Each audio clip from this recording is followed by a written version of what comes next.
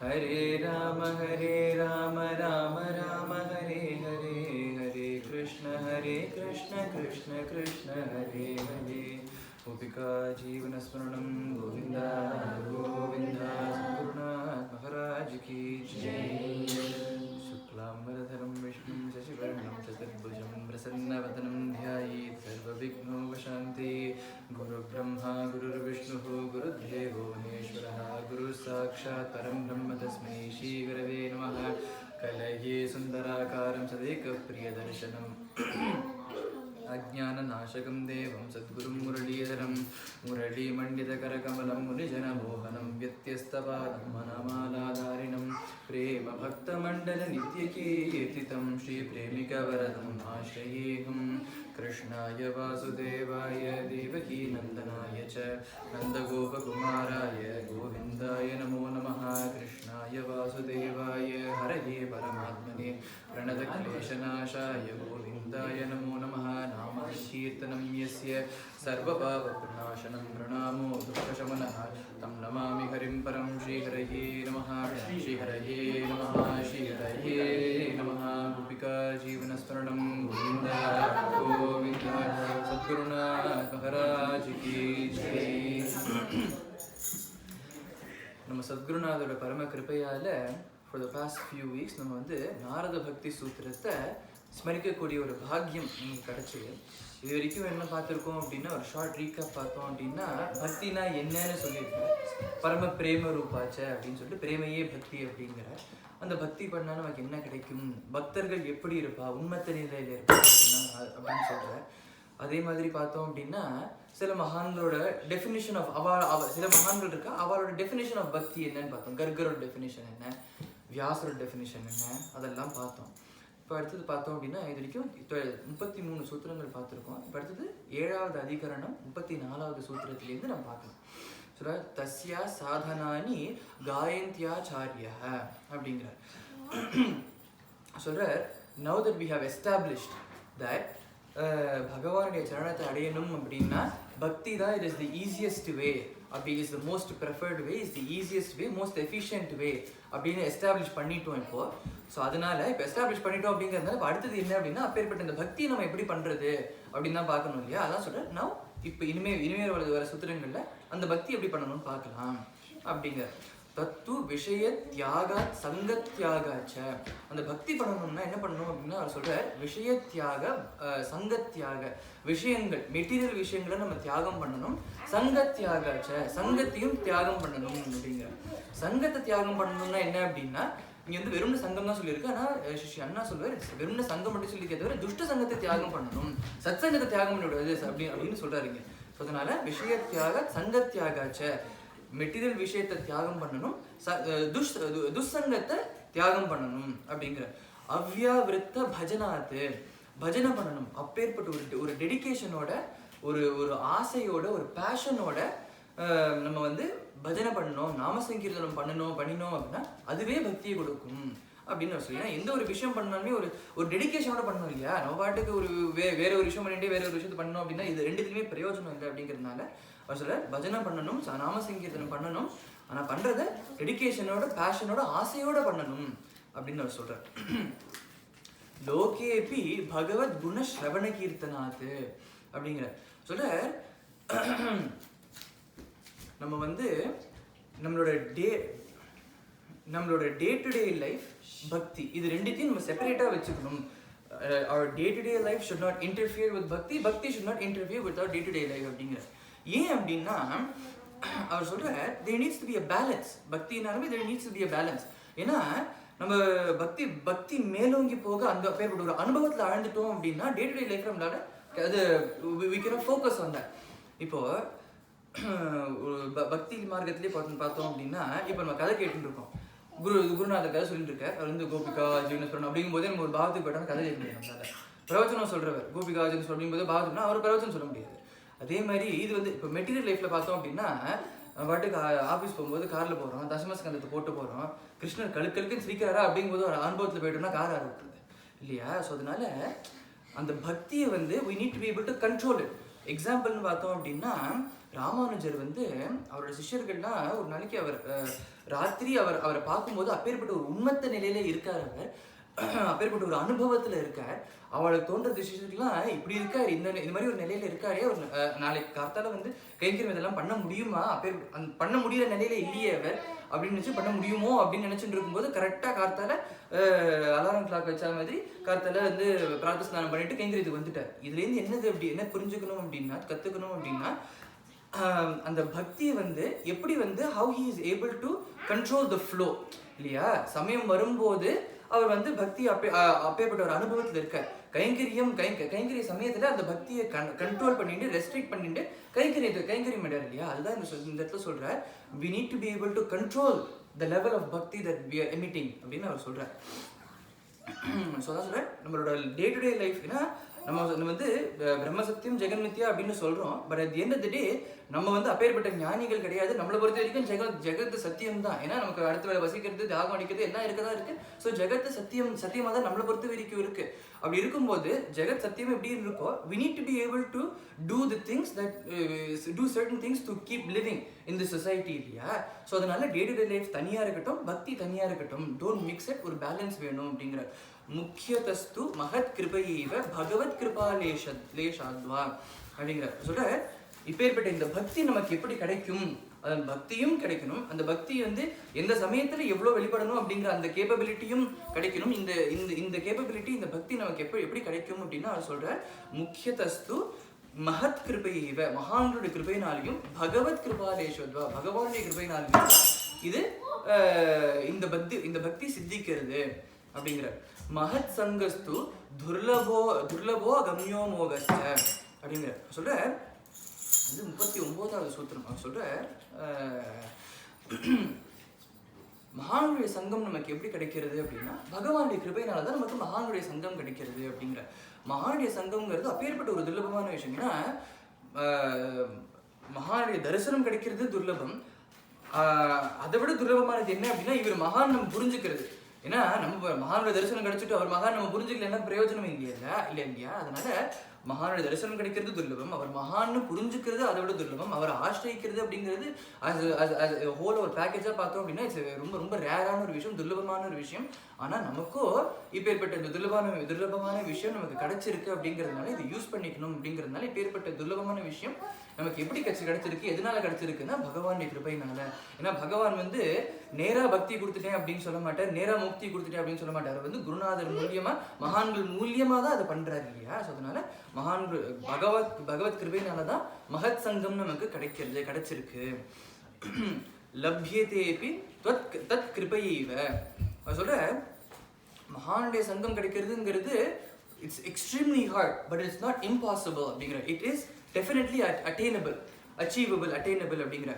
எப்படி அப்படின்னா போதேந்திரார் சொல்ற, கோட்டி ஜென்மத்துல நீ நாமா சொல்லி நாம சங்கீர்த்தனம் பண்ணினேன்னா, கோட்டி ஜென்மத்துல பகவான் இடத்துல பிரேமையோட இருந்தேன்னா, கோட்டி ஜென்மத்துல நீ புண்ணியம் பண்ணியிருந்தேன்னா, இந்த ஜென்மத்துல உனக்கு நாமத்துக்கு ருச்சி ஏற்படும், மகானுடைய சங்கம் கிடைக்கும் அப்படின்னு நான் சொல்றேன். குருநாதர் கூட சொல்றாரு இல்லையா, கணக்கற்ற பிறவிகளில் தவம் செய்தோர் நாவில் ஒரு கணம் இருந்துடுவாளே அப்படின்னு சொல்றாரு இல்லையா. அதனால அவ்வளோ துர்லபமான ஒரு விஷயம். போதேந்திரன் சொல்றாரு, அவ்வளோ கோட்டிக்கணக்கான ஜென்மத்துல புண்ணியம் பண்ணாதான் இது வந்து இந்த ஜென்மத்துல நமக்கு அந்த ருச்சி ஏற்படும், மகத் சங்கம் கிடைக்கும், நாம ருச்சி ஏற்படும் அப்படிங்கிறார். ஏன்னா மகான்களுடைய சங்கம்ங்கிறது அவ்வளோ முக்கியமான ஒரு விஷயம். ராமாயணத்துல எக்ஸாம்பிள் பார்த்தோம் அப்படின்னா, ராவணன் வந்து லங்கேஸ்வரனை மட்டும் இல்லாம திரிலோகாதிபதியா இருக்கான் அவன். அப்படி இருக்கும்போது தன்னை பீட் பண்றதுக்கு ஆளே இல்லை அப்படிங்கிற மாதிரி, ஹி இஸ் ஆல்மோஸ்ட் இன்வின்சிபிள் அப்படிங்கிற மாதிரி எல்லாரையும் ஜெயிச்சுட்டு he was victorious, he beat everybody. ஆனா அப்படி இருக்கும்போது கூட இருக்கிற சத்சங்கம் விபீஷணனை எட்டி வச்சு விலக்கி விட்டுட்டா. அதனால எப்பேற்பட்ட ராவணன் போண்டி ஆட்டாங்க. கடைசியில சொந்த பந்தங்கள் எல்லாம் யுத்தத்துல போய் தானும் யுத்தத்துல அடிபட்டு செத்து போனான். அப்படிங்கும் போது எப்பேற்பட்ட ராவணனோட கதி என்னாச்சு, மகத் சங்கத்தை வெளியே துரத்தி விட்டதுனால. ஆனா இதே சுக்ரீவனோட எக்ஸாம்பிள் பார்த்தோம் அப்படின்னா, போண்டியா இருந்த சுக்ரீவன் எல்லாத்தையும் விட்டு நாட்டிலிருந்து விரட்டி விட்ட சுக்ரீவனுக்கு ஒரே ஒரு மகத் சங்கம் சத்சங்கம் என்ன அப்படின்னா ஹனுமான். ஆனா அந்த சத்சங்கத்தை, அந்த மகத் சங்கத்தை, மகானுடைய சங்கத்தை மேலும் மேலும் வளர்த்துட்டார் சுக்ரீவன். ராம கிருபை கிடைச்சது, ராஜ்யங்கள் எல்லாம் கிடைச்சது, போண்டியா இருந்தவர் ஹீரோவை பெற்றார், எல்லாம் கிடைச்சு கொடுத்தவருக்கு இல்லையா. அதனால மகத் சங்கம் வந்து ஒருத்தருடைய லைஃபை மாற்றும். மகத் சங்கம் இருந்தது அப்படின்னா ஒண்ணுமே இல்லாதவர் எல்லாருக்கும் கிடைக்கும். அவர் மகத் சங்கம் இல்லை அப்படின்னா எல்லா இருந்தவர் ஒண்ணுமே இல்லாமல் போயிடுவார். அப்படிங்கிறதுனால மகத் சங்கம் ரொம்ப முக்கியமானது. It is extremely hard, but it is definitely attainable. எப்படி அப்படின்னா பகவானுடைய கிருபையினால நமக்கு கிடைக்கும் அப்படிங்கிறார். தஸ்மின் தஜ்ஜனே பேதா பாவாத் சொல்ற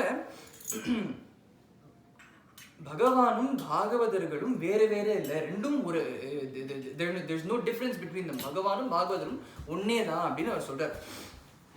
இதேதான் நம்ம ராமாயணத்திலே பார்த்தோம்னா ஹனுமான் வந்து சமுத்திரத்தை தாண்டி லங்கைக்கு போகும்போது மைனாக்க மலை வந்து தடுக்கிறோங்கிற எண்ணத்தை தடுக்கல, அது வந்து பூஜை பண்ணணும் அப்படிங்கிற எண்ணத்துல வந்து பண்றது. ஏன்னா இப்ப மைனாக்க மலை சொல்றது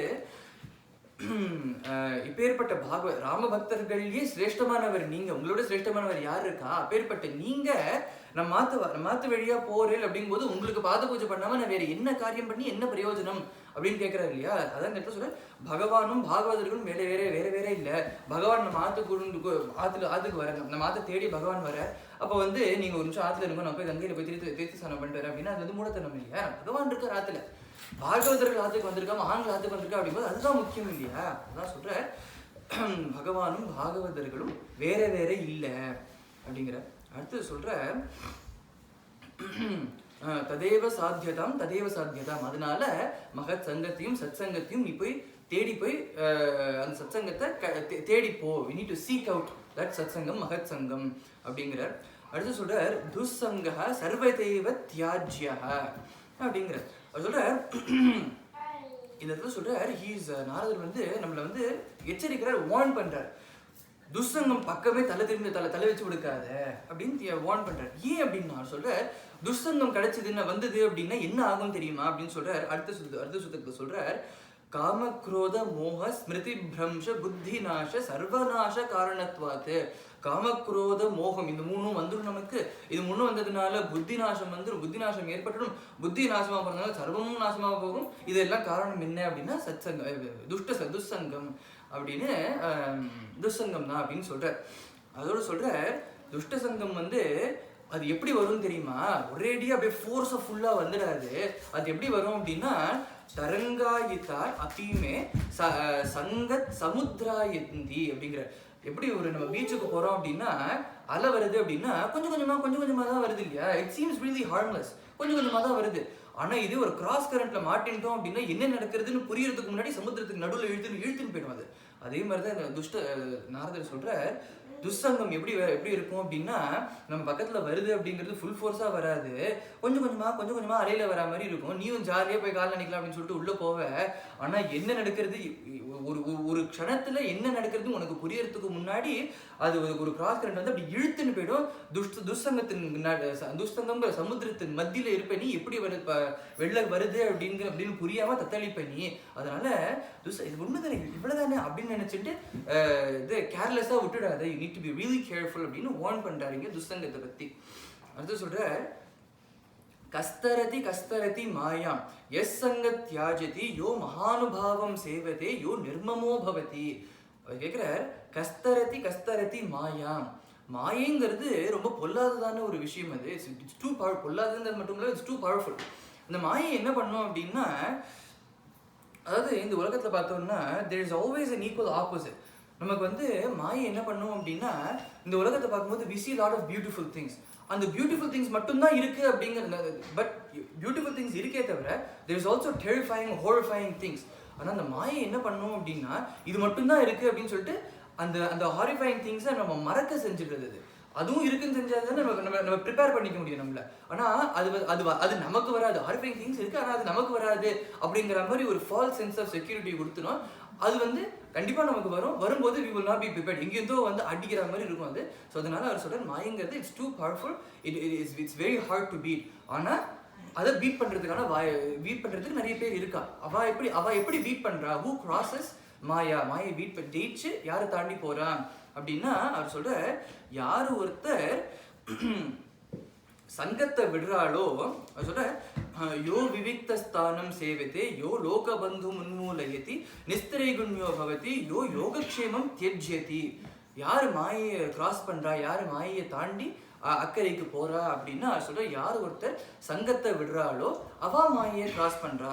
ஏற்கனவே சொன்ன மாதிரி சங்கத்தை விடுறாங்கன்னா சத்சங்கத்தை விடுறதுல துஷ்ட சங்கத்தை விடுறது எப்படின்னா என்ன ஒரு எக்ஸாம்பிள் கொடுப்பேன். அது ஒருத்தர் மௌன விரதம் இருக்கேன் அப்படின்னு சொல்லிட்டு மௌன விரதம்ங்கிறது ரொம்ப உத்தமமான ஒரு விஷயம். மௌன விரதம் இருக்கேன் நாம சொல்ல மாட்டேன் அப்படின்னா அது மௌன விரதம் இருந்த பிரயோஜனம் இல்லை இல்லையா. அந்த மாதிரி இருக்கு. சங்கத்தை விடுனா சத்சங்கத்தை விடுறதுங்கிறது அந்த மாதிரி இருக்கு. அந்த மாதிரி பண்ணக்கூடாது அப்படிங்கிற சங்கத்தை விட்டது யார் ஒருத்தர் துஷ்சங்கத்தை விடுறாளோ அவா மாயை கிராஸ் பண்றா. யார் ஒருத்தர் தனக்குள்ள இருக்கிற அகங்கார மமகாரத்தை விடுறாளோ அவா மாயை கிராஸ் பண்றா. யாரு ஒருத்தர் ஏகாந்த நிலையில இருக்காளோ ஏகாந்த பக்தி யாரு பண்றாளோ அவா மாயை கிராஸ் பண்றா. இந்த ஏகாந்த பக்தி என்ன அப்படின்னு பார்த்தோம்னா அடுத்த சில சூத்திரங்கள்ல அவர் சொல்றாரு, அது அப்ப பார்க்கலாம். பட் இந்த இடத்துல ஏகாந்த பக்தி யாரு பண்றாளோ அவா மாயை கிராஸ் பண்றா அப்படிங்கிற. அடுத்து சொல்ற யார் ஒருத்தருக்கு இந்த அட்டாச்ட் அட்டாச்மெண்ட் அப்படிங்கிற ஒரு மென்டாலிட்டி யாருக்கு இருக்கோ அவா கிராஸ் பண்றா அப்படின்னா அது என்னது இது மென்டாலிட்டி அப்படின்னு பார்த்தோம் அப்படின்னா ஏற்கனவே பார்த்தா மாதிரி நம்ம எல்லாரும் ஞானிகள் கிடையாது. நமக்கெல்லாம் ஜெகத் நம்மளை பொறுத்த வரைக்கும் ரிலேட்டிவ்லி ஸ்பீக்கிங் ஜெகத் சத்தியம் தான். அப்படி இருக்கும்போது நமக்கெல்லாம் உறவுகள்லாம் இருக்கதான் இருக்கும். நம்ம வாழ்க்கையை வாழணும் அப்படின்னா ஒரு வேலைக்கு போகணும், 4 பேரை பார்க்கணும், எல்லாம் இருக்கதான் இருக்கு. ஆனா இது எதுவுமே நம்மளோடது அப்படின்னு நினைச்ச கூடாது, ரைட்? இதெல்லாம் நம்ம இந்த வாழ்க்கை வாழறதுக்காக இதெல்லாம் ஒரு விஷயம் அப்படிங்கிற மாதிரி நினைச்சு விட்டுட்டுமே கூட அகங்காரம் என்னோட சொந்த பந்தங்கள், என்னோட வேலை, என்னோட இது அப்படின்னு அகங்காரமும் மமகாரமும் இருந்துடக்கூடாது அப்படிங்கிற. ஏன்னா இருந்துருச்சுன்னா என்ன ஆகும் அப்படின்னா அந்த ஜடபரதருக்கு என்ன ஆச்சோ அந்த மாதிரி தான் ஆகும் அப்படிங்கிறது. ஏன்னா ஜடபரதர் எல்லாத்தையும் விட்டு ஏகாந்தமா உட்காந்து தியானம் பண்ணிட்டு தவம் பண்ணிட்டு இருந்தார். ஆனா அவருக்கோ திடீர்னு ஒரு மானை பார்த்து அந்த மான் மேல ஒரு பரிவு ஏற்பட்டு ஒரு பிரியம் ஏற்பட்டு அந்த மானே வாழ்க்கை அப்படின்னு அடுத்த ஜென்மம் மானா பிறந்துட்டாரு இல்லையா. ஸோ அதனால அவர் சொல்றார், நம்ம இந்த யார் ஒருத்தருக்கு இந்த அட்டாச்மெண்ட் அப்படிங்கிற மென்டாலிட்டி இருக்கோ இவ எல்லாம் தேவை, இவ வாழ்க்கை வாழ்த்து இவ எல்லாம் தேவை. But at the end of the day இவ they are not completely related to me. அந்த அட்டாச்மெண்ட் மென்டாலிட்டி யாருக்கு இருக்கோ அவள் தான் இந்த மாயையை கிராஸ் பண்றா அப்படிங்கிற. யார் ஒருத்தர் அடுத்து சொல்ற யார் ஒருத்தர் டைம் வேஸ்ட் பண்ண மாட்டாளோ அவள் தான் இந்த மாயை கிராஸ் பண்றா. டைம் வேஸ்ட் பண்றது அப்படின்னா சும்மா உட்காந்து மோட்டு வேலையை பார்த்துட்டு உட்காந்து இருக்கிறதா அந்த மாதிரி சொல்றாரா அப்படின்னா அந்த டைம் வேஸ்ட் பண்றது சொல்ல. நம்ம குருநாதர் சொல்றாரு இல்லையா, நாமம் சொல்லும் நாளெல்லாம் நல்ல நாளே, நாமம் சொல்லனா அந்த நாள் வீணே அப்படின்னு சொல்றாரு இல்லையா. ஸோ அதனால யார் ஒருத்தர் நாமம் சொல்றாளோ பஜனை பண்றாளோ பக்தி பண்றாளோ அவ தான் டைமை உண்மையா யூஸ்ஃபுல்லா யூஸ் பண்றா, பயன்படுத்துறா. ஸோ அதனால அவர் சொல்ற யார் ஒருத்தர் இதெல்லாம் பண்ணாம டைம் வேஸ்ட் பண்றாளோ யார் ஒருத்தர் இதெல்லாம் பண்றாளோ பண்ணாம டைம் வேஸ்ட் பண்ணலையோ அவ மாயையை கிராஸ் பண்றா அப்படிங்கிற. யார் ஒருத்தர் தனக்கு நியமிச்ச கர்மாவை பண்றாளோ அவா மாயை கிராஸ் பண்றா அப்படின்னு. ஒரு டிஃப்ரெண்ட் கேட்டகரிஸ் ஆஃப் பீப்புளும் இப்போ பிரம்மச்சாரிகளுக்கு சில நியமங்கள் இருக்கு, கிரகஸ்தாளுக்கு சில நியமங்கள் இருக்கு. அந்த மாதிரி நியமங்கள் ஒருத்தருக்கும் மாறும் இல்லையா. ஸோ தனக்கு நியமிச்ச கர்மாக்களை யாரு பண்றாளோ ஸ்ரத்தையா பண்றாளோ அவா கிராஸ் பண்றா அப்படிங்கிற. இந்த இடத்துல இன்னும் இம்பார்ட்டன்ட் டு நோட் என்ன அப்படின்னு என்ன சொல்ற, கர்மா பண்ணுவாளே தவிர அந்த கர்மாவிலையும் ஆசையை விட்டுட்டா ஆனா அந்த கர்மாவோட பலத்தையும் தியாகம் பண்றாவா. ஏன்னா கர்மாவில் ஆசைப்பட்டாலோ இல்ல அந்த பலன்ல பலன்ல ஆசைப்பட்டாலோ அது வேற மாதிரி போயிடும். அது பக்தியே இல்லை இல்லையா. ஸோ அதனால அவர் சொல்ற யார் ஒருத்தர் தனக்கு நியமிச்ச கர்மா பண்றா ஆனா பல தியாகம் பண்ணிட்டு கர்மாவை பண்றாளோ அவ இந்த மாயையை கிராஸ் பண்றா அப்படிங்கிற. யார் ஒருத்தர் பியூர் பக்தி யார் பண்றாளோ அப்படின்னு அவ மாயையை கிராஸ் பண்றா. பியூர் பக்தினா என்ன அப்படின்னா எந்த ஒரு ஆடம்பரமும் டம்பமும் இல்லாத பக்தி. நான் பக்தி பண்றேன்னா அது எனக்கு தெரியணும், ஏன் பகவானுக்கு தெரியணும், வேற யாருக்கு தெரியணும் அப்படின்னு யார் ஒருத்தர் பக்தி பண்றாளோ. ஏன்னா நான் அடுத்தவாளுக்கு தெரியணும் அப்படிங்கிறதுக்காக நான் பக்தி பண்ணேன்னா நான் பகவான் இடத்துல இருக்கிற பிரேமையினால நான் பக்தி பண்ணல, அவ என்ன புகழணும் அப்படிங்கிறதுக்காக புகழ்ச்சிக்காக நான் பக்தி பண்றேன். ஸோ அதாவது புகழ்ச்சிக்காக பண்ற பக்தி பிரேமையினால பண்ற பக்தி இல்லை இல்லையா. அதனால யாரோ ஒருத்தர் பியூரான பக்தி பிரேமையினால யாரு பக்தி பண்றாளோ அவதான் இந்த மாயையை கிராஸ் பண்றா அப்படிங்கிற. அடுத்து சொல்ற சதரதி ச லோகாம் ஸ்தாரயதி. இப்பேற்பட்ட இந்த பக்தாள் தான், இப்பேற்பட்ட இந்த மகான்கள் தான் மாயையை கிராஸ் பண்றா. அவ கிராஸ் பண்றது மட்டும் இல்ல லோகாம் ஸ்தாரயதி, தன் கூட இருக்கிற லோகத்தையே தன் கூட இருக்கிற எல்லாரையும் கைப்பிடிச்சு இழுத்து கிராஸ் பண்ணி விடுறா அப்படிங்கிற. அடுத்து சொல்ற அடுத்த அதிகரணத்தை சொல்ற அனிர்வச்சனீயம் பிரேமஸ்வரூபம். பிரேமை அப்படிங்கிறது பிரேமை அப்படிங்கிறது வந்து it's something that needs to be experience. It cannot be described in words. அதாவது it can only be experience அப்படிங்கிறது ஒரு பக்கம். யாராவது ட்ரை பண்ணோன்னா கூட there is no words to describe it அப்படிங்கிற அப்பேற்பட்ட ஒரு விஷயம் பிரேமை அப்படிங்கிறது. எப்படின்னா அவர் சொல்கிறார், ஆனால் இந்த ஸோ அப்பேற்பட்ட இந்த பிரேமையை ஒருத்தர் டிஸ்கிரைப் பண்ணு அப்படின்னு சொன்னால் அது எப்படி இருக்குன்னு அவர் சொல்கிறார். மூகாஸ்வாதனவத்து, ஒரு ஊமைகிட்ட ஒரு சாப்பாடு கொடுத்து அது எப்படி இருக்கு அப்படின்னு டிஸ்கிரைப் பண்ணி, உப்பு கரெக்டாக இருக்கா, காரம் கரெக்டாக இருக்கா, எல்லாம் கரெக்டாக லிஸ்ட் பண்ணி கொடு அப்படின்னு சொன்னால் எப்படி இருக்குமோ, ஊமைக்கு எப்படி சொல்லுவார் இல்லையா. ஸோ ஒரு ஊமைகிட்ட சாப்பாடு எப்படி இருக்கு அப்படின்னு ஒரு ஊமைகிட்ட சாப்பாடு எப்படி இருக்குன்னு கேட்டால் அது எப்படியோ அந்த மாதிரி இருக்கு பிரேமையை எக்ஸ்பிளைன் பண்ணு அப்படின்னு சொல்றது அப்படின்னு அவர் சொல்றார். பிரகாசத்தை குவாபி பாத்திரே 53வது சூத்திரம் சொல்றார். இப்பேற்பட்ட இந்த பிரேமையோட ஒருத்தர் பார்க்கறது அப்படிங்கிறது அப்பேற்பட்ட ஒரு துர்லபமான விஷயம். அப்பேற்பட்ட பிரேமையோட ஒருத்தரை பார்க்குற பாக்கியம் கிடைச்சதுன்னா இட்ஸ் ட்ரூலி அவர் பாக்கியம். அப்போ நம்ம என்ன பண்ணணும் அப்படின்னா அவளை வந்து ஃபுல் அண்ட் ஃபுல் அவளை அப்சர்வ் பண்ணணும். என்ன அப்சர்வ் பண்ணணும்? அந்த பிரேமை எப்படின்னு புரிஞ்சுக்கிறதுக்காகவா இல்லை, அவ என்ன பண்றா அப்படிங்கிறத பார்த்து அதே மாதிரி அதே விஷயத்த நானும் பண்ணி பிரேமையை வளர்த்துண்டு அந்த பிரேமையை எக்ஸ்பீரியன்ஸ் பண்றதுக்காக. பிகாஸ் அது என்னது பார்த்தாலும் பிரேமை புரிஞ்சிடாது. அந்த பிரேமையை நான் உணர்ற வரைக்கும் எனக்கு புரியாது இல்லையா. அதனால ஒரு பிரேம பக்தரை பார்த்தோம் அப்படின்னா அவர் என்னென்னலாம் பண்றார் அப்படிங்கிறத பார்த்து அதை நானும் பண்ணினேன் அப்படின்னா அதே பிரேமை எனக்கும் வரும். அப்ப நான் புரிஞ்சுக்கலாம் பிரேமைனா என்ன அப்படிங்கிற. அடுத்தது 54வது சூத்திரம் சொல்றாரு. குணரகிதம் காமனாரகிதம் பிரதிக்ஷண வர்த்தமானம் அன்விச்சன்னம் சூக்ஷ்மதரம் அனுபவ ரூபம். சொல்ற இப்பேற்பட்ட இந்த பிரேமை அப்படிங்கிறது என்ன பண்ணும் அப்படின்னா, முக்குணங்கள் இருக்கு இல்லையா, சத்துவம் ரஜஸ் தமஸ் 3 குணம் இருக்கு இல்லையா, இந்த முக்குணங்களுக்கும் நம்மள அப்பாற்பட்ட நிலைக்கு இட் வில் டேக் அஸ் தேர் அப்படின்னு.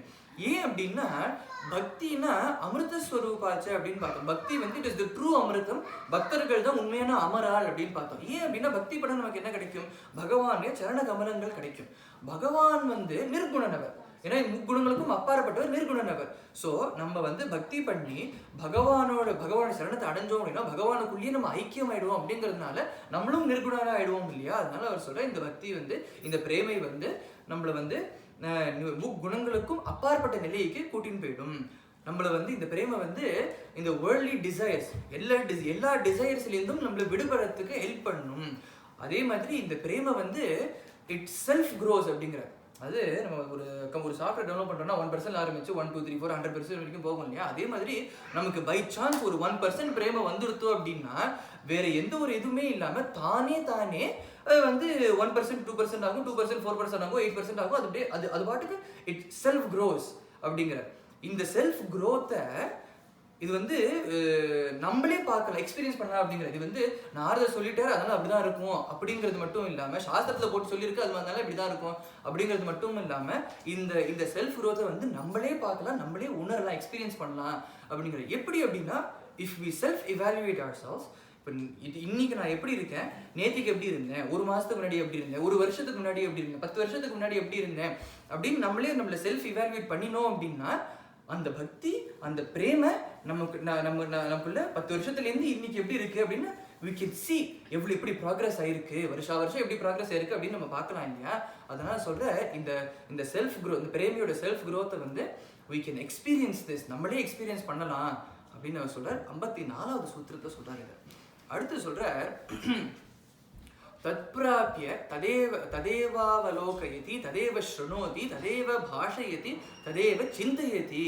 இப்பேற்பட்ட இந்த பிரேம பக்தி ஒருத்தருக்கு வந்துடுத்து அப்படின்னா அவ வந்து பகவான் தான் அவளுக்கு இல்லாம் அப்படிங்கிற மாதிரி இருப்பா. ததேவ ஸ்ருணோதி, பகவான் தான் அவளுக்கு காதுல விழும். ததேவ பாஷயதி, பகவானோட விஷயங்கள் தான் அவ பேச்சுல வரும். ததேவ சிந்தயதி, ஸ்மரணையும் பகவான் தான் இருப்பார். இது எப்படி அப்படின்னா எக்ஸாம்பிள் வந்து Sugreevan he is the perfect example for this அப்படின்னு சொல்லலாம். ஏன்னா சுக்ரீவன் எப்படி இருந்தார் அப்படின்னா அவர் வாய் ஓயாம அண்ணாவாலி இப்படி பண்ணிட்டார் அப்படின்பார். டயர்டே ஆகாம எல்லார்ட்டையும் சொல்றாரு. ராமர்கிட்டையும் சொன்னார். இதை ராமரோட சங்கம் கிடைச்சதுக்கு அப்புறமா கூட அவர் வந்து ராமரை டெஸ்ட் பண்ணி பார்க்குறேன் அப்படிங்கிறாரு. அண்ணா வாலி இதை உங்களால் பண்ண முடியுமா அப்படின்னு டெஸ்ட் பண்ணி பார்க்குறான் சுக்ரீவன். ஆனால் இதே ராமரோட பழக என்ன ஆறுது அப்படின்னா ராமர் சொல்ற நீ ஒரு கொஞ்ச நாள் ரெஸ்ட் எடுத்துக்கோ, இவ்வளவு நாள் கஷ்டப்பட்டு சுகபோகங்களை அனுபவிச்சுட்டு அதுக்கப்புறமா சீதையை தேடி கண்டுபிடிக்கலாம் அப்படிங்கும்போது சுக்ரீவன் சொல்ற அதெல்லாம் நீ இப்பவே கிளம்பலாம் அப்படின்னு சொல்லிட்டு பட்டாபிஷேகம் ஆன கையோட ராமர்கிட்ட வந்து கேட்கிறார், நான் சைன்யத்துக்கெல்லாம் ஆர்டர் பண்ணிடுவா, நம்ம போய் தேட ஆரம்பிக்கலாமா அப்படிங்கும்போது ராமர் தான் சொல்ற இல்லப்பா நீ கொஞ்ச நேரம் சுகபோகங்களை அனுபவிச்சுட்டு அப்புறமா பண்ணலாம் அப்படிங்கிறார். சுக்ரீவனும் ரிலேட்டடா ஓகேன்னு சொல்லிவிட்டு ஆனா 4 மாசம் சுகபோகங்களை அனுபவி அப்படின்னு சொன்னாரே தவிர சுக்ரீவன் எப்படி இருக்காரு அப்படின்னா எதை பார்த்தாலும் ராமகிருபை அப்படின்னு பாக்குறாரு இல்லையா. ஒரு லட்டு கிடைச்சா கூட இந்த லட்டு சாப்பிட்ற நிலைமையில இருந்தேன், ஒரு பழத்துக்கு கூட நான் குகையிலேருந்து வெளில போறதுக்கு நான் பயந்துட்டு இருந்தேனே. ஸோ அப்படி இருக்கும்போது இப்படி ராஜ போஜனம் என்ன, ராஜ சுகம் என்ன, இதெல்லாம் எனக்கு கிடைக்கிறது, இதெல்லாம் எதனால கிடைச்சது அப்படின்னா ராமரோட கிருபையினால தானே கிடைச்சது அப்படின்னு அவரோட பெட்டை பார்க்கும்போது அவருக்கு என்ன தோன்றதா, ஏன் ராமர் கஷ்டப்பட்டு குகையில படுத்துன்னு கஷ்டப்படுவாரே, நமக்கு இந்த பெட்டு தேவையா அப்படின்னு சொல்லிட்டு அவரோட சித்தம் பூரா ராமர் தான் இருந்தார் இல்லையா.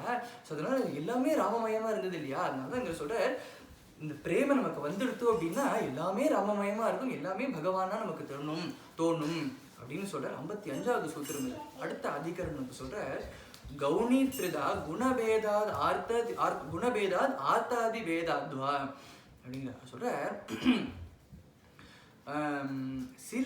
சில பேரோட பக்தி எப்படி இருக்கும் அப்படின்னா இட் இஸ் பேஸ்ட் ஆன் அவளோட குணம். முக்குணம்னு பார்த்தோம் இல்லையா, சத்தம் ரஜஸ்தமஸ் 3 குணம் இருக்கு இல்லையா. அதுல எந்த குணம் அவளுக்கு மேலோங்கி இருக்கோ அவளோட பக்தி, அவ பக்தி பண்ற விதம், அவ என்ன பிரார்த்தனை பண்றா அப்படிங்கிறது, இல்லைன்னா அவ எந்த டெய்ட்டியை வழிபடுறா அப்படிங்கிறது வந்து இட் இஸ் டிபெண்டன்ட் ஆன் அவளோட குணம் என்ன அப்படிங்கிறது பொறுத்து. ஏன்னா இப்போ வந்து நான் பகவான்கிட்ட போயிட்டு அவன் ஒழியணும் அப்படின்னு பிரார்த்தனை பண்ணேன்னா அது தாமசீக பக்தி அப்படின்னு சொல்லுவான். அதே மாதிரி மேல அடுத்து அப்படின்னு சொல்லிட்டு எதுலையுமே சாட்டிஸ்ஃபை ஆகும், அடுத்து அப்படின்னு பண்ணா அது ராஜசீக பக்தி அப்படின்பா. ஒரு துளசி தளத்தை போட்டு இதுவே போதும் அப்படிங்கிற மாதிரி பிரேமையோட போட்டேன்னா அது சாத்விக பக்தி அப்படிங்கிற மாதிரி சொல்லுவாங்க இல்லையா. ஸோ அதனால சில பேரோட பக்தி எப்படி இருக்கும் அப்படின்னா இட் இஸ் டிபெண்டன்ட் ஆன் அவரோட குணம் என்ன அப்படிங்கறத பொறுத்து. ஆனா இந்த இடத்துல நாரதர் சொல்ற இந்த மாதிரி தாமசிக பக்தி பண்ணினோம் அப்படின்னு அடுத்து ஒழியணும் அப்படின்னு பிரார்த்தனை அதெல்லாம் ஒரு பக்தியா அப்படின்னு அவர் கேட்கிறார். நான் சொல்றேன் அன்யஸ்மாத் சௌலபியம் பக்தௌ அப்படிங்கிற. அதாவது அன்யஸ்மாத் சௌலபியம் பக்தௌ, பக்திங்கிறது it is the most easiest path to attain பகவான், டு அப்ரோச் பகவான் அப்படிங்கிற. ஏன் அப்படின்னா சொல்றாரு பிரமாணாந்தரஸ்யான் அனபேக்ஷத்வாத் ஸ்வயம் பிரமாணத்வாத் அப்படிங்கிற. சொல்றார் பகவான் அப்படிங்கிறவர் வந்து அவர் வந்து நித்திய திருப்தன். அவர் வந்து இது பண்ணா அவர் திருப்தி ஆவார் அப்படிங்கிறது வந்து இப்போ ஒருத்தர்கிட்ட ஏதாவது ஒரு விஷயம் இல்லை அப்படின்னா நான் இதை பண்ணா அவர் திருப்தி ஆவார் அப்படின்னு சொல்லலாம். ஆனா பகவானுக்கோ தனக்கிட்ட இல்ல அப்படின்னு ஒரு விஷயமே இல்லை. அப்படி இருக்கும்போது எதை கொடுத்து அவரை திருப்திப்படுத்துறது அப்படின்னா அவர் சொல்றாரு அந்த பிரேம மனசுல இருந்துருது அப்படின்னா அவர் திருப்தி அடைஞ்சுடுறார். மனசுல பிரேமையோட ஒரே ஒரு துளசி தளத்தை எடுத்து கொடுத்தோம் சமர்ப்பிச்சோம் அப்படின்னா அவர் திருப்தி ஆயிடுறார். ஆனா அந்த மனசுல பிரேமை இல்லாம இந்த பிரபஞ்சத்தையே எடுத்து அவர் காலில் போட்டா கூட அவருக்கு அதனால சந்தோஷம் இல்லை, அவருக்கு he doesn't care about this. ஏன்னா அந்த பிரேமையை தான் எதிர்பார்க்கிறாரு இல்லையா அவர். அதனால சொல்ற அந்த பக்தி பண்றதுக்கு there is no requirements. அந்த பிரேமை ஒன்று இருந்துட்டா போதும், there is no requirements for this. ஏன்னா இப்போ ஒரு யாக யஜ்ஞம் பண்ணணும்னாலும் லாட்ஸ் ஆஃப் ரெஸ்ட்ரிக்ஷன்ஸ் இருக்கு. இவா தான் பண்ண முடியும், இந்த சமயத்துல தான் பண்ண முடியும், இந்த இடத்துல இந்த டைரக்ஷன்ல உட்காந்துட்டு இந்த மாதிரி தான் பண்ண முடியும், அதுக்கு வேண்டிய திரவியம்லாம் இந்த திரவியம் வேணும், அது இப்போ எப்படி சேகரிச்சு வைக்கணும், அது இப்போ எப்படி எடுத்துக்கணும், அது இப்போ எப்படி ஸ்டோர் பண்ணி வைக்கணும், இப்போ எப்படி யூஸ் பண்ணணும், இப்போ எப்படி பண்ணணும் அப்படின்னு சொல்லிட்டு too many restrictions. ஆனா பக்தி பண்றதுக்கு there is no restriction இல்லையா. அதான் அவர் சொல்றார் it is the easiest way அப்படிங்கிற. அடுத்து சொல்றார் பக்தி அப்படிங்கிறது வந்து சாந்தி ரூபாத்து பரமானந்த ரூபாச்ச அப்படிங்கிற. பக்தி வந்து it is pure bliss அப்படிங்கிற, பரமானந்தத்தை கொடுக்கும் பக்தி அப்படிங்கிற. எப்படி அப்படின்னா சொல்ற நார்மலா நம்ம நார்மல் பீப்புள் என்ன பண்ணுவோம் அப்படின்னா we worry about everything, we think about everything இல்லையா. ஏன்னா நமக்கு என்ன தோணும் அப்படின்னா இந்த உலகமே நம்ம தலையில தான் ஓடுறது, நம்ம ஷோல்டர்ல தான் இருக்கு, இந்த உலகம் ஓடுறதுனா என்னால தான் ஓடுறது அப்படிங்கிற மாதிரி ஒரு எண்ணத்துல நம்ம வாழ்க்கையை ஓட்டின்னு இருக்கோம். ஆனா பக்தர்களுக்கோ அவளோட மென்டாலிட்டி, அவளோட பெர்ஸ்பெக்டிவ் மாறுறது. என்ன பெர்ஸ்பெக்டிவ் அப்படின்னா அவளை பொறுத்த வரைக்கும் என் வாழ்க்கை, எல்லாருடைய வாழ்க்கை எல்லாமே குருநாதர் கையில இருக்கு, பகவானுடைய கையில இருக்கு, நான் பண்றது ஒண்ணுமே இல்லை. ஸோ அதனால they will take care of me. என் குருநாதனை பார்த்துப்பார், என் பகவானை பார்த்துப்பார் அப்படிங்கிற ஒரு மென்டாலிட்டி வந்ததுனால I don't have to worry about anything இல்லையா. அந்த ஒரு மென்டாலிட்டி வந்ததுனா I don't have to worry about anything. அதான் இந்த இடத்துல சொல்ற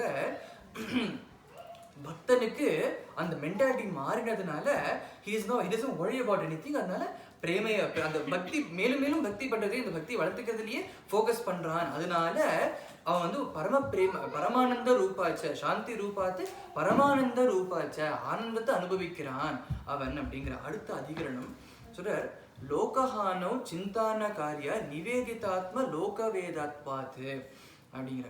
எந்த சொல்ல நம்ம வந்து we should not be influenced by the worldly things that happen around us அப்படிங்கிற. ஏன் அப்படின்னா at the end of the day none of these things matter இல்லையா? ஏன்னா நான் எவ்வளோ சொல்ற நம்ம வந்து பக்கத்தாத்துக்காரன் ஒருத்தன் ஒரு விஷயம் பண்றான் அதனால நானும் இது பண்ணோம் அப்படின்னு சொல்லிட்டு பியர் பிரஷர்னால எதுவும் பண்ண வேண்டாம் பண்ணாத அப்படிங்கிற. இப்போ பக்கத்தாத்து மாமா வந்து நம்ம வந்து பாராயணம் பண்ற அதனால நான் பாராயணம் பண்றேன்னா அந்த பெரிய பிரஷர் குட் பியர் பிரஷர் அது பண்ணணும். ஆனால் லௌகிக ரீதியா இவர் ஒன்று பண்றாரு அவர் ஒன்று பண்றாரு அதனால வேற வழி இல்லாமல் நான் பண்ணோம் அப்படிங்கிறது அவசியம் இல்லை, அது பண்ணாத அப்படிங்கிற. அதே மாதிரி நான் வந்து கருத்தால எழுந்து நான் பாராயணம் பண்றேன் ஆனால் அது வெளில தெரிஞ்சா அவள் என்ன பண்ணுவாளோ கேலி பண்ணுவாளோ சிரிப்பாளோ அப்படிங்கிற மாதிரி ஒன்று நினைச்சுட்டு அவளுக்காக நீ ஒன்று மாத்திக்காத, நீ பாராயணத்தை விட்டுடாத, நீ கைங்கரியத்தை விட்டுடாத அப்படின்னு அவர் சொல்றாரு. ஏன்னா at the end of the day அவ என்ன நினைக்கிறா அப்படிங்கிறது முக்கியமே இல்லை, குருநாதர் என்ன நினைக்கிற பகவான் என்ன நினைக்கிற அதுதான் முக்கியம் இல்லையா? நான் ஒரு காரியம் பண்றதுனாலே என் குருநாதர் பிரீத்தி அடைகிறார் என் பகவான் பிரீத்தி அடைகிறார் அப்படின்னா அதுதான் அது பண்ணா அது போதும். நான் ஒரு காரியம் பண்றதுனால குருநாதர் பிரீத்தி அடையல, குருநாதர் துக்கப்படுவார், பகவான் சந்தோஷப்பட மாட்டார், துக்கப்படுவார் அப்படின்னா ஏன் இப்படி பண்றா அப்படின்னு நினைச்சுப்பாரு, நான் அதை பண்ணக்கூடாது. ரைட்? ஏன்னா அது என்னது பகவானும் குருநாதரும் என்ன நினைக்கிறா அப்படிங்கிறத நமக்கு முக்கியம் இல்லையா? அதனால லௌகிக்க ரீதியா அக்கம் பக்கத்துல என்ன சொல்லுவா அப்படின்னு நினைச்சு நீ வந்து விட்டுடாத, எதையும் அதை பத்தி நீ கண்டுக்காத அப்படின்னு அவர் சொல்றார்.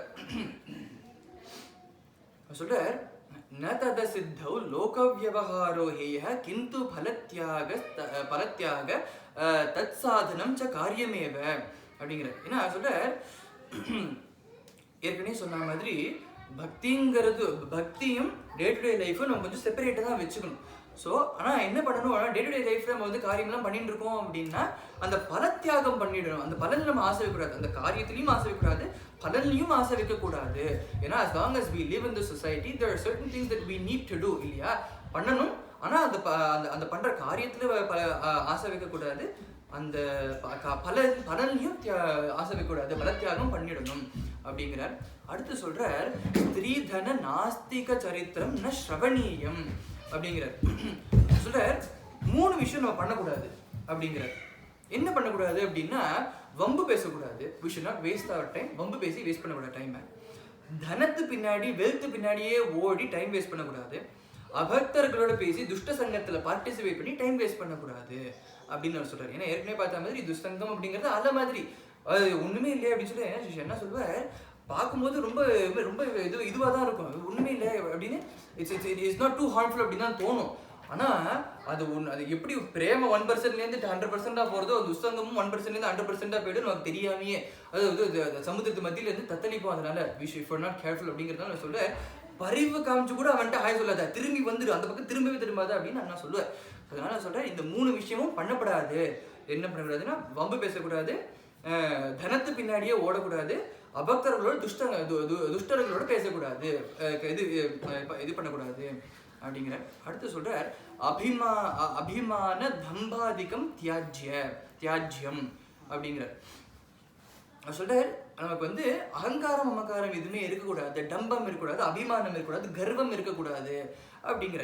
அவர் சொல்றார் நம்ம வந்து நம்மளை எப்படி நம்ம ட்ரீட் பண்ணிப்போமோ அதே மாதிரி தான் அடுத்தவாள் ட்ரீட் பண்ணணும். நமக்கு ஒரு விஷயம் பண்ணும்போது இருக்கிறதுல உத்தமமான விஷயம் பண்ணிட்டு அடுத்து நான் அவனுக்கு தானே அப்படின்னு சொல்லிட்டு பண்ணிடக்கூடாது. நம்மளை எப்படி treat பண்ணிப்போமோ we should treat our others like how we want them to treat us அப்படின்னு அவர் சொல்றார். அதோட சொல்றார் நம்ம வந்து ஒருத்தர் வந்து நம்ம ஒரு விஷயம் சொல்றோம் அப்படின்னா நம்ம என்ன பண்றோமோ நம்ம என்ன செய்வோமோ அதுதான் சொல்லணும். நான் சொல்றேன் ஒருத்தர் வந்து மைக்கு பிடிச்சி பேசுறா அப்படின்னா அவர் என்ன சொல்றாரோ அதான், அவர் என்ன செய்யறாரோ அதான் சொல்லணும். ஒருத்தர் மைக்கு பிடிச்சிட்டு காத்தால எழுந்து சந்தி பண்ணணும், பாராயணம் பண்ணணும், அதுதான் ரொம்ப முக்கியமான விஷயம், காத்தால அந்த கிராக் அவுட் டவுன் எழுந்துக்கணும் அப்படின்னு இதெல்லாம் சொல்லிவிட்டு அவர் ராத்துக்கு போய் பார்த்தீங்கன்னா 10 மணி 11 மணி தான் எழுந்துக்கிறார் அப்படின்னா அது பண்ணக்கூடாது, அது தப்பு அப்படிங்கிறாரு இல்லையா? ஸோ அதனால we should not put on a disguise and mislead others அப்படின்னு அவர் சொல்றார். அடுத்து சொல்றார் ததர்பிதா கிலாச்சரசன் காமக்ரோதாபிமானாதிகம் தஸ்மின்னேவ கரணீயம். அவர் சொல்ற நம்ம பண்ற எல்லா விஷயத்தையும் பகவானுக்கு பகவான் இடத்துல சமர்ப்பிச்சணும், அர்ப்பிக்கணும் அப்படின்னு அவர் சொல்றார். ஆத்ம நிவேதனம்னு ஒரு நவவித பக்தியில் ஆத்ம நிவேதனம் இருக்கு இல்லையா, அந்த மாதிரி சர்வத்தையும் பகவான் இடத்துல சமர்ப்பிக்கணும், நம்மளே சமர்ப்பிக்கணும் இல்லையா. சர்வத்தையும் அப்படின்னா என்னென்னலாம் அப்படின்னா அவர் சொல்றாரு, காமக்ரோதாதி துவேஷம், காமக்ரோதம் துவேஷம், இந்த மூணுத்தையும் கூட பகவான் இடத்துலயே பண்ணணும், பகவான் இடத்துலயே பண்ணா பரவாயில்ல, பகவான் இடத்துலயே அதையும் சமர்ப்பிக்கணும் அப்படின்னு. ஏன்னா அவர் சொல்றாரு, இப்ப சிசுபாலன் சரித்திரத்தை பார்த்தோம் அப்படின்னா துவேஷம், பகவான் இடத்துல அப்பேற்பட்ட ஒரு துவேஷம், ஆனா பகவான் தனக்கு எடுத்து கூட்டின்னு போயிட்டார் இல்லையா. கம்சனோட சரித்திரம் பார்த்தோன்னா அப்பேற்பட்ட துவேஷம், அப்பேற்பட்ட பயம் கம்சனுக்கு, ஆனா பகவானை கூட்டின்னு போயிட்டார் இல்லையா. ஆனா ஏன் அப்படின்னா கம்சனை வந்து பார்த்தோம் அப்படின்னா கம்சன் இப்பேற்பட்ட ஒரு பயம் அப்படின்னா நம்ம இது ஒரு திரும்பி ஒரு சேரை பார்த்தா அந்த சேர் கிருஷ்ணரோ அப்படின்னு தோணி போயிடுது, ஒரு சத்தம் கேட்டால் கிருஷ்ணன் தான் வரானோ அப்படின்னு தோணி போயிடுது. சாண்டிலியரோட பக்தியோட டெஃபினிஷன் ஞாபகம் இருக்குமா? இதான் சொல்லுவோம். சாண்டிலியர் பக்தியோட டெஃபினிஷன் சொல்ற, சர்வத்திலையும் பகவான் யாரு ஒருத்தர் பார்த்தானா அதுவே பக்தி அப்படின்னு சொல்றாரோ, அப்பேற்பட்ட அந்த பக்தி தான் கம்சன் பண்ணிட்டு இருக்கான். சர்வத்திலையும் கிருஷ்ணரை பார்க்கறானோ, ஆனா பயத்தினால பார்த்தான். அதனால சொல்ற, நம்ம வந்து காமம், குரோதம், துவேஷம், பயம், எந்த ஒரு எமோஷன்ல இருந்தா, எந்த ஒரு எமோஷன் நமக்கு இருந்தா கூட அதை பகவான் இடத்துல நம்ம ஃபோக்கஸ் பண்ணினோம்னா, பகவானுக்கு அதை சமர்ப்பிச்சோம் அப்படின்னா அந்த விஷயத்தை, அந்த எமோஷனை பகவான் வந்து பியூரிஃபை பண்ணி தன்கிட்ட கூட்டின்னு போயிடுறாரு பகவான் அப்படின்னு அவர் சொல்ற. ஸோ எல்லாத்தையும் பகவானுக்கு சமர்ப்பிச்சிடணும் அப்படின்னு அவர் சொல்றார். காமத்தையும் குரோதத்தையும் கூட சமர்ப்பிக்கணும், துவேஷத்தை கூட சமர்ப்பிக்கணும் அப்படின்னு அவர் சொல்றார். திரிரூப பங்க பூர்வகம் நித்தியதாசிய நித்திய காந்தா பஜனாத்மகம் பிரேம காரியம் பிரேமைவ காரியம் அப்படிங்கிறார். சொல்ற பக்தியிலேயே சில டிஃபரன்சஸ் இருக்கு. இப்போ ஒருத்தர் வந்து இப்போ நான் வந்து பகவானே என் சுவாமின்னு பார்த்தேன்னா அது தாசிய பக்தி. ஆஞ்சநேயர் எப்படி பண்ணாரோ அது தாசிய பக்தி. அதே மாதிரி பகவானை என் காந்தன், என் பிராணநாதன்னு பார்த்தேன் அப்படின்னா அது வந்து காந்த பக்தி இல்லையா. அதனால இந்த இடத்துல சொல்ற, இந்த நம்ம வந்து இந்த ரெண்டு பக்தி பகவானுக்கு ரொம்ப பிடிச்சது அப்படின்னு அவர் சொல்றார். நம்ம வந்து பகவானை எட்டர்னல் சர்வெண்ட் அப்படின்னு நினைச்சோம் அப்படின்னா அது பகவானுக்கு ரொம்ப பிடிச்ச, அது வந்து தாசிய பக்தி, காந்த பக்தி அப்படிங்கிறது பகவானுக்கு பிடிச்சது அப்படின்னு அவர் சொல்றார். அந்த மாதிரி தான் நம்ம இருக்கணும் அப்படின்னு சொல்றார். அடுத்த அதிகரணத்துல அவர் சொல்றார், பக்தா ஏகாந்தினோ முக்கியாக. சொல்றார், பகவானுக்கு வந்து ஏகாந்த பக்தர்கள் இருக்கா இல்லையா, இவாள்லாம் வந்து they're close to his heart, they're close to Bhagavan's heart அப்படிங்கிற. ஏகாந்த பக்தர்கள்னா என்ன அப்படின்னா, என்னோட இஷ்ட தெய்வம் ஒண்ணு, அவரையே நான் வணங்குறேன் அப்படிங்கிறது ஏகாந்த பக்தி அப்படிங்கிறது. இதுல என்ன, it's an important thing to note here என்ன அப்படின்னா, எக்ஸாம்பிள் மார்க்கண்டேயரோட எக்ஸாம்பிள் பார்த்தோம் அப்படின்னா, மார்க்கண்டேயருக்கு சிவபெருமான் வந்து தரிசனம் கொடுத்து, தன் முன்னாடி தோண்டி தரிசனம் கொடுத்து சொல்றார், உன் பக்தியில் நான் மகிழ்ந்தேன், உனக்கு என்ன வேணுமோ கேளு அப்படிங்கிற. சிவபெருமான் கேட்கிறார், மார்க்கண்டேயர் சொல்லி எனக்கு கிருஷ்ண பக்தி கொடு அப்படின்னு சிவபெருமான் கேட்கிறார். ஏன்னா அவர் வந்து கிருஷ்ணன் இடத்துல ஏகாந்த பக்தி வச்சிருக்கார் மார்க்கண்டேயர். அதனால சிவபெருமான் வந்து கேட்டா கூட எனக்கு கிருஷ்ண பக்தி கொடு அப்படிங்கிறார். அதனாலதான் இந்த இடத்துல ஸ்ரீ அண்ணா சொல்லுவார், நம்ம வந்து ஏகாந்த பக்தி பண்ணணும் அப்படின்னா கரெக்டா பண்ணணும், ஏன்னா தப்பா பண்ணிடக்கூடாது. ஏன்னா அவர் சொல்றார், எனக்கு வந்து ராமர் இடத்துல பக்தி, நான் ராமர் இடத்துல ஏகாந்தி பக்தி பண்றேன் அப்படின்னு சொல்லிட்டு கிருஷ்ணனை துவேஷிச்சேன் அப்படின்னா நீ நரகத்துக்கு தான் போவேன் அப்படின்பார். நீ வந்து விஷ்ணு இடத்துல ஏகாந்த பக்தி பண்ணிட்டு சிவனை துவேஷிச்ச அப்படின்னா நீ நரகத்துக்கு போவ. சிவபக்தி பண்ணிட்டு விஷ்ணுவை தேசிச்சேன்னா நீ நரகத்துக்கு போவ அப்படின்னு நான் பேரஃபைஸ் பண்ணல, கோட் பண்றேன். அவர் சொல்றாரு இதை. ஸோ அதனால ஏகாந்த பக்தினா எப்படி பண்ணணும் அப்படின்னா மார்க்கண்டேயரை போல பண்ணணும் அப்படிங்கிற இந்த இடத்துல. என்னோட குருநாதர், என்னோட இஷ்ட குருநாதர், என்னோட இஷ்ட தெய்வம்னு ஒண்ணு, அவர்கிட்டயே நான் பக்தி பண்ணேன்னா அதுவே ஏகாந்த பக்தி இல்லையா. நான் அவர்கிட்ட என்னோட இஷ்ட தெய்வத்தின் இடத்துல பக்தி பண்றேன் அப்படிங்கிறதுக்காக மற்ற தெய்வங்களை நான் தேசிக்க கூடாது இல்லையா. அதனால சொல்றேன், ஏகாந்த பக்தர்கள் பகவானுக்கு ரொம்ப க்ளோஸ், பகவான் ஹிருதயத்துக்கு ரொம்ப க்ளோஸா இருக்கா அப்படிங்கிற. சொல்றார், கண்டாவரோதரோமாஞ்ச ஸ்ருபிஹி பரஸ்பரம் லபமானாக பாவயந்தி குலானி பிருத்திவீம் ச. இப்பேற்பட்ட இந்த பிரேம பக்தர்கள், ஏகாந்த பக்தர்கள்னா என்ன பண்ணுவா அப்படின்னா, சதாசர்வகாலம் பகவானை பத்தியே பேசுவா, பகவானையே ஸ்மரிச்சுன்னு இருப்பா அப்படிங்கிற. பகவானை பத்தியே பேசுறா அப்படின்னா சும்மா பேசுறாளா அப்படிங்கிறதுல அப்படி அனுபவிச்சு பேசுவா.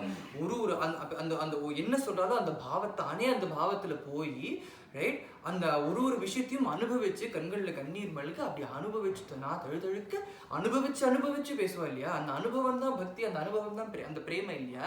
அதனால நான் சொல்றேன், இப்பேற்பட்ட இந்த ஏகாந்த பக்தர்கள், பிரேம பக்தர்கள்னா என்ன பண்ணுவா அப்படின்னா, அவ வந்து தன் குலத்தையே உத்தாரணம் பண்ணுவா, இந்த உலகத்தையே உத்தாரணம் பண்ணுவா அப்படின்னு அவர் சொல்றார்.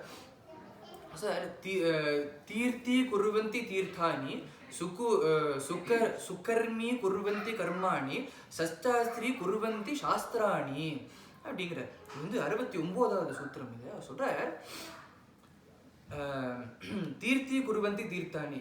இப்பேற்பட்ட ஏகாந்த பக்தர்கள் ஒரு வாட்டர் பாடியில ஒரு தீர்த்தத்துல போய் குளிச்சா அப்படின்னா அதுவே புண்ணிய தீர்த்தம்னு புரிஞ்சுக்கோ அப்படிங்கிற. அடுத்து சொல்ற, இப்பேற்பட்ட ஏகாந்த பக்தர்கள் ஒரு காரியத்தை பண்றான்னா அதுவே புண்ணிய காரியம்னு புரிஞ்சுக்கோ அப்படிங்கிற.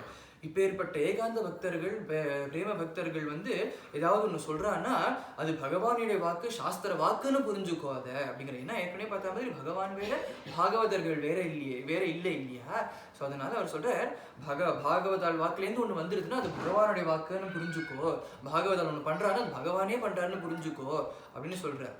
அடுத்து சொல்ற தன்மையா. ஏன் அப்படின்னா பாகவதர்களோட சித்தம் பூரா பகவான் இருக்காரு இல்லையா? ஸோ அவா வேற பகவான் வேறங்கிறது இல்லை இல்லையா? அதான் சொல்ற, இப்பேற்பட்ட பிரேம பக்தர்கள் ஏகாந்த பக்தர்களை பார்த்து மோதந்தே பிதரோ நிருத்தியந்தி தேவதாக சநாதாச்சேயம் பூர்பவதி அப்படிங்கிற. பித்ருக்கள்லாம் அப்படி ஆனந்தம் அடைகிறானா இப்பேற்பட்ட ஏகாந்த பக்தர்களை பார்த்து. நிருத்தியந்தி தேவதாக, தேவர்கள்னா இப்பேற்பட்ட ஏகாந்த பக்தர்களை பார்த்து புகழ்ந்து ஆடி பாடுறாளாம். அடுத்து சொன்ன பூமி மாதா இப்பேற்பட்ட பக்தர்களோட ஸ்பரிசம் எனக்கு கிடைச்சிருக்கே அப்படின்னு பூமி மாதாவும் ஆனந்தப்படுறா அப்படிங்கிறதுனால சொல்றார் எல்லாரும் ஆனந்தப்படுறா அப்படிங்கிற. சொல்ற நாஸ்தி தேஷு ஜாதி வித்யா, நாஸ்தி தேஷு ஜாதி வித்யா ரூப குல தன கிரியாதி வேதா. இப்பேற்பட்ட பக்தர்கள்ல there is no distinctions differentiation at all. என்ன distinction differentiationனா ஜாதி வித்யா ரூப குல தன அப்படிங்கிற மாதிரி எந்த ஒரு பேதமும் இல்லை, வேறுபாடும் இல்லை. ஏன்னா எதஸ்ததியாஹா அப்படிங்கிற. ஏன்னா எல்லாரும் பகவானுடைய குழந்தைகள், எல்லாரும் நம்ம எல்லாருமே பகவானுடைய சொத்து இல்லையா? ஸோ அதனால there is no differences between them. இவாளுக்கு இவ குலம், ஜாதி, குலம், வித்யா அப்படிங்கிற மாதிரி எந்த ஒரு வேதமும் இல்லை இவாளுக்குள்ள இல்லை. ஏன்னா எல்லாருமே பகவானுடைய சொத்து, நம்ம எல்லாம் பகவானுடைய சொத்து இல்லையா? நான் சொல்றேன், அடுத்த அதிகரணத்தை சொல்றேன், வாதோ நாவலம்பியா அப்படிங்கிற. இது இப்போ இனிமே சொல்ற சில சூத்திரங்கள் இட் டாக்ஸ் அபவுட் ஒருத்தர் இப்பதான் பக்தி மார்க்கத்துல ஆரம்பிச்சிருக்கா, ஜேர்னி டுவர்ட்ஸ் பக்தி இப்பதான் ஆரம்பிச்சிருக்கா, அவளை பத்தி எக்ஸ்பீரியன்ஸ்டு பக்தாண்ட நியூபீஸ் ருக்கீஸ் பத்தி இல்லையா? சொன்ன சொல்றார், வாதோ நாவலம்பியா, எந்த விதமான ஒரு ஆர்கியூமெண்ட்டுக்கும் போயிடாது, டிஸ்பியூட்டுக்கும் போயிடாது. நாஸ்திகர்களோட துஷ்டர்களோட எந்த ஒரு வாதமும் பண்ணிடாது, அதுக்கெல்லாம் போயிடாது, தலையிடவே இடாது அப்படிங்கிற. ஏன் அப்படின்னா அவர் சொல்ற பாகுல்யா காஷத்வாத் அநியதத்வாத் அப்படிங்கிற. சொல்றார், நமக்கு இப்பதான் பக்தியில ஆரம்பிச்சிருக்கோம், நமக்கு ஃபுல்லா விஷயம் எதுவும் தெரியாது. இப்பேற்பட்ட நாஸ்திகளோட பேசினோம் அப்படின்னா அவ ஒரு கேள்வி கேட்க நம்ம ஒரு பதில் சொல்ல போக it goes into an endless argument. ஏன்னா நமக்கு விஷயம் தெரிஞ்சா அதுல அந்த ஒரு ஆர்குமெண்ட்டுக்கு புதுசா வைக்க முடியும். நமக்கே விஷயம் தெரியல அப்படின்னா இப்படியா இருக்குமோ நாம ஒண்ணு சொல்ல போக அவ ஒண்ணு சொல்ல போக நமக்கு ஃப்ரஸ்ட்ரேஷன் தான் மிச்சம். there is no conclusion to this argument இல்லையா? நமக்கு ஃப்ரஸ்ட்ரேஷன் தான் மிச்சம். இதோட மோரோவர் இந்த மாதிரி பேசி அவ சொல்றதுதான் கரெக்டோ அப்படின்னு சொல்லிட்டு பக்திக்கு கொஞ்சம் இருக்கிற பக்தியும் போயிடுத்துனா என்ன பண்றது? அதனால இந்த வாதத்துக்கு பக்கத்துலயே போகாத, வாதோ நாவலம்பியா அப்படிங்கிற வாதம் பக்கத்துலயே போகாத அப்படிங்கிற. அப்ப நீ என்ன பண்ணணும் அப்படின்னா சொல்ற 76வது சூத்திரம் சொல்ற, பக்தி சாஸ்திராணி மனநீயானி ததுத்போதக கர்மாணி கரணீயானி அப்படிங்கிற. சொல்ற நம்ம எந்தெந்த கிரந்தங்கள்ல எல்லாம் பக்தியை பத்தி சொல்லியிருக்கோ அந்தந்த கிரந்தங்களை நம்ம படிக்கணும், புரிஞ்சுக்கணும். யாரெல்லாம் பக்தர்கள் இருக்காளோ அவளை பார்த்து அப்சர்வ் பண்ணணும். என்ன பண்ணணும் அப்படின்னா இந்த கிரந்தங்கள்லாம் பக்தி பத்தி படிச்சா பக்தி வந்துடுமா, பக்தர்களை பார்த்தா பக்தி வந்துடுமா அப்படின்னா அது இல்லை. பக்தியை பத்தி அந்த கிரந்தங்கள் படிச்சோம் அப்படின்னா பக்தர்கள்லாம் இப்படி பண்ணியிருக்கா, பக்தினா இப்படிதான் இருக்கணும், இப்படி பண்ணாதான் பக்தி அப்படின்னு நமக்கு புரிஞ்சுட்டு அதெல்லாம் பண்ண ஆரம்பிக்கலாம். பக்தர்களை பார்த்து இப்படிதான் பண்ணணுமா அப்படிங்கறத பார்த்து புரிஞ்சுட்டு அதெல்லாம் நான் பண்ணணும். we should take steps. என்னன்னா ஒரு விஷயமும் பண்ணி அந்த பக்தியை வளர்த்துக்கிறதுக்கான காரியம் விஷயம் அடுத்து எப்படி வளர்த்துக்கிறதுன்னு பார்த்து அந்தந்த காரியம் பண்ணணும் இல்லையா? அதுதான் அவர் சொல்ற. இப்போ இந்த for people who are just starting out இப்படிதான் நம்ம பண்ணணும். கிரந்தங்கள்ல பக்தியை பத்தி படிக்கணும், அந்த பக்தியை பத்தி படிச்சு அந்த மாதிரி நம்ம நடந்துக்கணும். பக்தி சரித்திரத்தை பார்க்கணும், அந்த சரித்திரத்துல பக்தர்கள் எப்படி நடந்துட்டு இருக்கா அப்படிங்கிறத பார்த்து அவ பண்றது மாதிரி பண்ணணும், அவ வாழ்ந்த மாதிரி வாழ ட்ரை பண்ணும். அப்போ பண்ணோம் அப்படின்னா நமக்கு அந்த பக்தி நமக்கும் அது வரும், அந்த சமயத்துல வரும் அப்படிங்கிற. சுகதுக்கே ஸ்தாலாபாதிக்கிருத்தியேதி காலே பிரதீக்ஷ்ணமானே க்ஷணார்த்தம் அப்படி வியர்த்தம் ந நேயம் அப்படிங்கிற.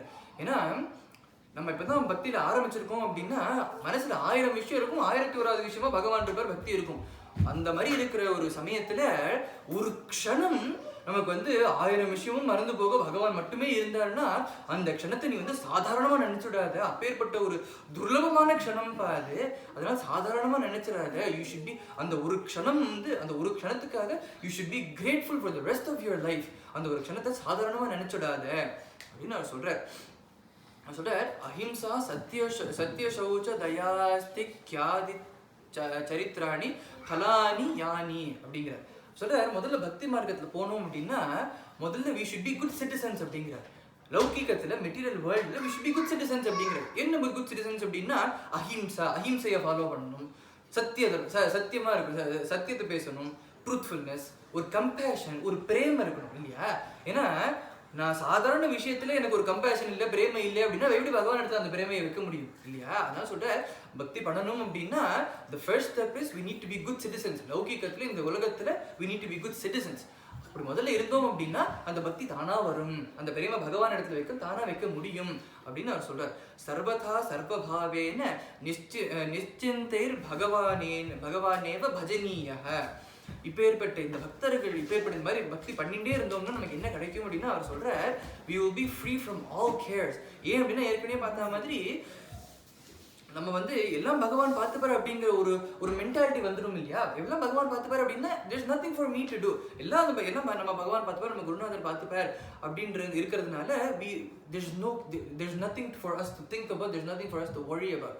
அதனால we roam this world with no care in the world அப்படின்னு சொல்லுவாங்க இல்லையா? அந்த மாதிரி அது மாதிரி பண்ணா அப்படின்னா ஒண்ணுமே பண்ண மாட்டாங்க இந்த பக்தர்கள்லாம் அப்படின்னா அந்த பக்தியை வளர்த்துக்கிறதுக்கான அந்த மார்க்கத்தை தான் they focus on that.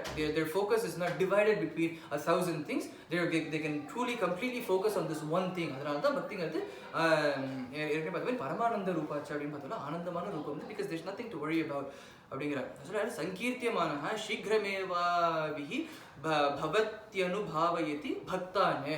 இந்த மாதிரி ஒருத்தர் வந்து பக்தி பண்ணிட்டே இருந்தார், நாம சங்கீர்த்தனம் பண்ணிட்டே இருந்தார், சங்கீர்த்தனம் பண்ணிட்டே இருந்தார், பஜனை பண்ணிட்டே இருந்தார் அப்படின்னா பகவானை புகழ்ந்து பாடிண்டே இருந்தார் அப்படின்னா என்ன கிடைக்கும் அப்படின்னா பகவானே சீக்கிரமா வந்து அந்த பக்தனுக்கு தரிசனம் கொடுப்பார், சாட்சாத்தாரம் கொடுப்பார் அப்படின்னு அவர் சொல்றார்.